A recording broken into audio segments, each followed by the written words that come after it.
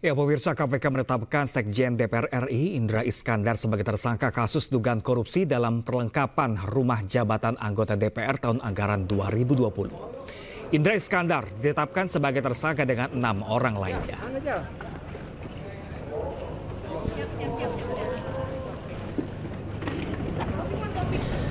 Meski telah ditetapkan sebagai tersangka, KPK belum melakukan penahanan terhadap Indra Iskandar dan 6 tersangka lainnya.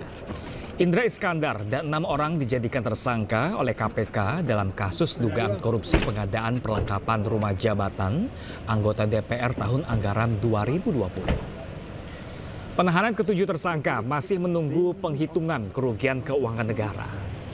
KPK juga belum merinci siapa ke-6 tersangka lainnya.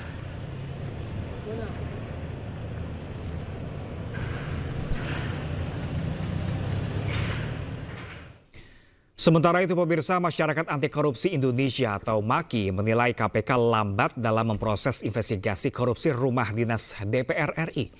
MAKI pun membuka adanya sejumlah kejanggalan dalam perjalanan kasus ini. Dan berikut cuplikan dialog bersama Koordinator Masyarakat Anti Korupsi Indonesia, Boyamin Saiman, dalam program Breaking News Jumat malam.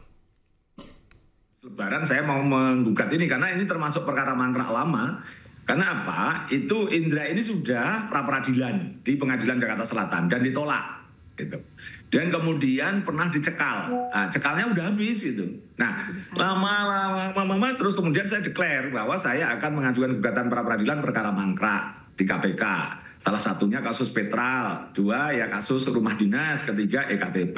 Gitu. Nah, maka kalau ini baru penetapan tersangka dan alasannya tidak ditahan karena belum ada perhitungan kerugian negara, ya berarti KPK betul-betul lemot gitu. Menurut saya sih ini udah perkara gampang kok, ini kan hanya pengadaan yang itu bisa dilacak, misalnya suppliernya, misalnya pengadaan kursi misalnya. Kan kursi itu tinggal tokonya mana, jual berapa, 1 juta, ternyata dibayar dengan harga 4 juta. Berarti kan ada markup sampai 3 kali lipat misalnya gitu. Jadi ini suatu hal yang gampang, kasat mata gitu. Tapi nggak tahu karena tarik ulur apa, tiba-tiba melempem lagi. Coba cek aja itu, cekal tak udah berapa tahun, setahun atau 2 tahun bahkan gitu. Ini kasus ini gitu, setahun lah minimal.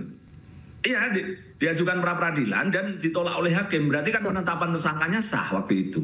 Kok seakan-akan sekarang diumumkan bahwa KPK menetapkan tersangka yang bersangkutan. Berarti kan surat pemberitahuan dimulainya penyidikan itu kan sudah setahun yang lalu. Penetapan tersangka juga sudah setahun yang lalu. Seakan-akan ini KPK itu mau, artinya seakan-akan kalau besok minggu depan atau setelah Lebaran melakukan penahanan kan seakan-akan ini kan perkara baru. Kan jadi aneh gitu. Jadi menurut saya KPK ini mau serius nggak sih memberantas korupsi, dan berikutnya ini perkara gampang, mestinya sudah selesai setahun yang lalu gitu.